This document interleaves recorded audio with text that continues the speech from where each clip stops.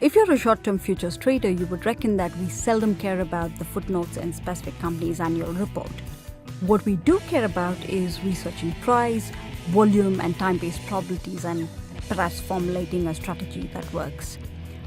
So while you're creating your playbook, your edge, processes to follow, your risk management, execution plan and all, here's how we can further help you in order to cut out the noise and give you a few trading nuggets that's going to help you build your trading edge and perhaps adapt when it changes.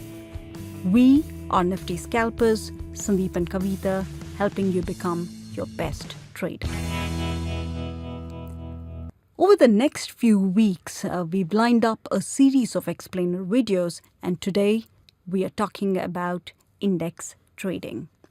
Hello, Sandeep. Hey, Kavita. In our first episode of this explainer series, we want to spend some time understanding what is an index and how do we trade indices.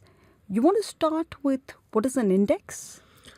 Sure, Kavita. So let me start with explaining what an index is. So an index is a measure of a set of stocks, a sort of weighted average of the prices of a set of constituent stocks, which eventually translates into one number, something like 11,000 or 10,800. And this is what we see on television or otherwise, the 10,800 goes to 11,000. So what it essentially means is the average price of these constituent stocks is going up or going down. So that's what it is. So I heard you say that the price of each of these constituent stocks are weighted. But why is this important to know? How do you use it to make your trading decisions?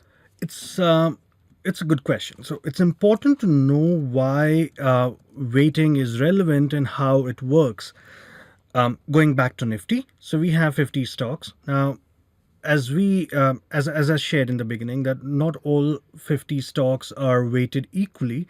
What this means is, specifically in Nifty, the top 25 stocks constitute 80% of weightage, and the balance 25 stocks constitute 20% of weightage. So what it means is, if you are looking at stocks to get a sense of the index, so obviously the top 25 stocks are, should be more important to you, should be more relevant to you because they constitute 80% of the index. So if you're looking at making a trading decisions, you need to skew towards the set of stocks which have a greater impact on the index. So that's really helpful. Thanks, Sandeep. Now to get down to trading an index, we trade futures and options. So how does that relate to index trading? Well, an index is just a number, which is like 10,800, 11,000, which keeps moving. But then in order to facilitate trading on that number, indexes or exchanges, more specifically exchanges, come up with products which would help us trade.